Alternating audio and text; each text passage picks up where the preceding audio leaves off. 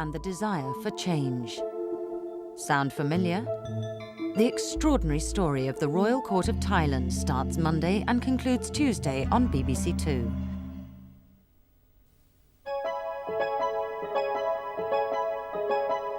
This is BBC2, where a classic episode of Z-Cars follows Brian Blessed's introduction and tribute to a talented writer who changed police drama forever.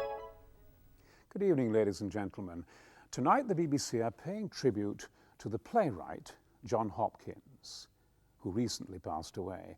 Hopkins was part of a pool of directors who wrote for Z-Cars in the early 1960s. It was a tremendous success, Z-Cars, an immediate impact. And we filmed it here in this studio in Red Assembly. Brings back memories.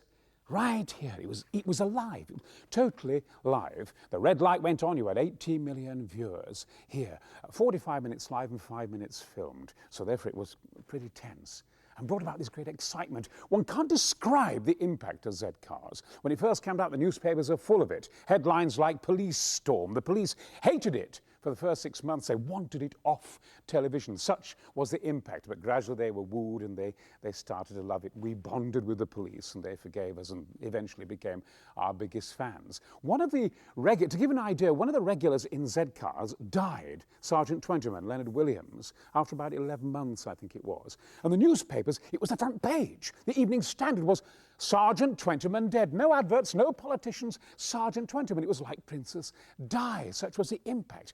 I mean, it was the teamwork we had here, wardrobe and makeup producers, directors, you name it. Great team. And Z-Cars is served by such remarkable actors as Frank Windsor, Stratford Johns, Jamie Kemp, Colin and Jimmy Ellis, not forgetting, of course, my delightful partner, Joseph Brady, Terence Edmond, Robert Keegan, you name them, and playwrights. We were inundated. They came in tonnage. We had Keith Dewhurst, we have Robert Barr, Alan Plater, you name them, and of course, Hopkins, John Hopkins. Who is John Hopkins? Well, John Hopkins was a great playwright. He wrote a lot of episodes that I was in, and he was fascinated by the psyche of the police and by family problems. He was interested in ordinary people and their problems, all calm on the surface, that underneath the dramas of each household. Though his tapestry of writing was enormous, he could write great dramas, some policemen being killed, and tremendously violent episodes as well.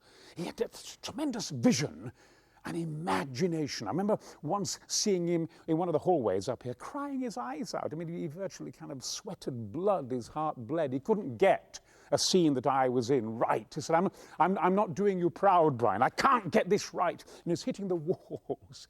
And it was very comforting, to see a playwright like that who cared, who was on your side. And he didn't love himself. He loved the art in himself, not himself in art. He won many awards on BBC television. Also, he wrote a play which Sean Connery starred in, and the film was made of it, called This Story Is Yours. The character I played in Z-Cars, Fancy Smith, a strange name, was kind of rather a big guy with a big heart who at times got almost as violent as the villains he was defeating. And Hopkins was very preoccupied with this.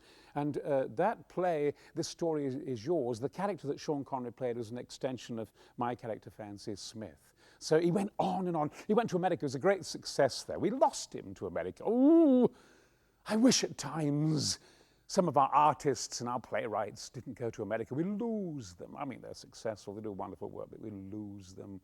Go, stay home. Tonight, John Hopkins will be home. You'll see his play in a short while. The last time I saw John was in Cats, a musical. It was in 1983. I was playing Deuteronomy, the old cat, in Cats, and at the curtain he stood up, and with tears in his eyes, and he embraced me. That great heart, great writer. He is sadly missed. Yet he always said, that death is an oasis of life.